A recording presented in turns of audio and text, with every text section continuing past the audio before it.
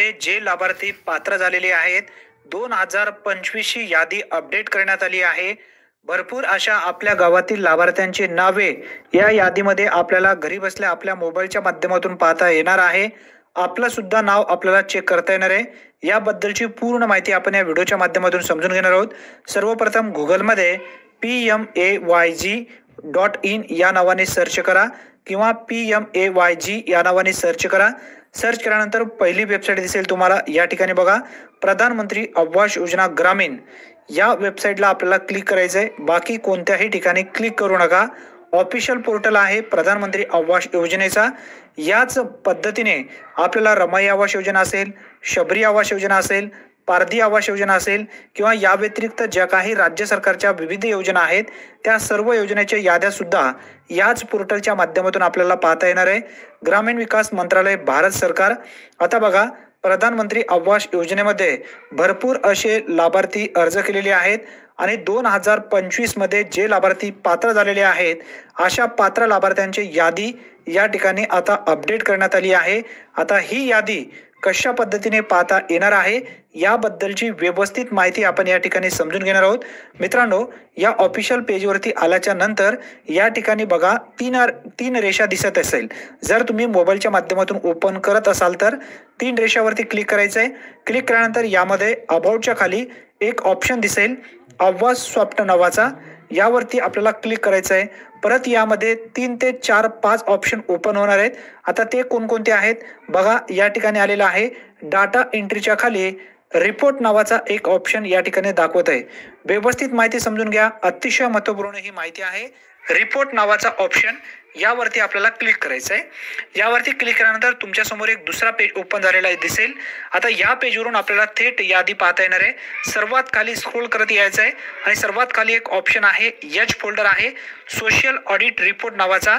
यामध्येच एकच नंबर आहे तो म्हणजे बेनिफिशरी डिटेल्स फॉर व्हेरिफिकेशन।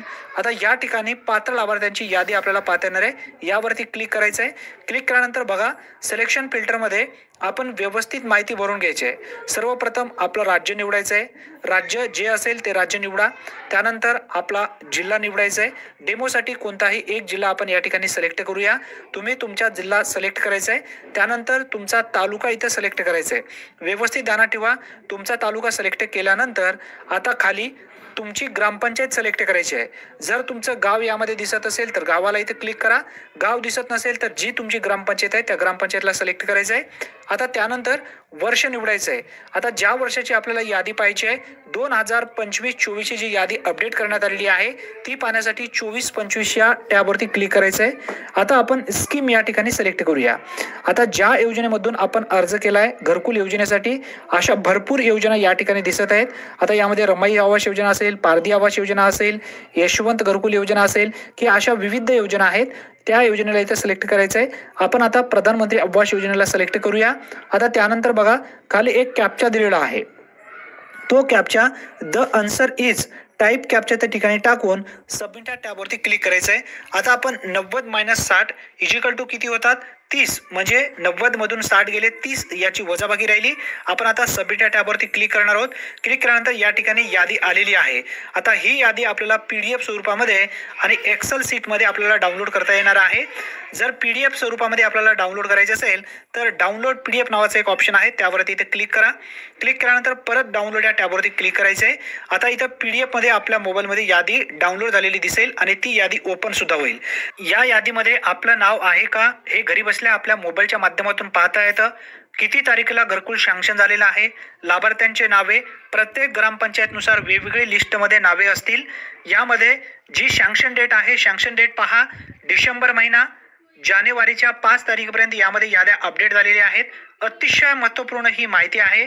जास्तीत जास्त तुमच्या मित्रापर्यंत हा व्हिडिओ नक्की शेअर करा जेणेकरून आपल्या गावातील लाभार्थ्यांना माहिती मिळेल की आपलं नाव या घरकुल यादीमध्ये आहे का नाही। यादीमध्ये याच ठिकाणी आपल्याला नाव पाहता येणार आहे। धन्यवाद, पुन्हा भेटूया, तोपर्यंत जय हिंद, जय महाराष्ट्र।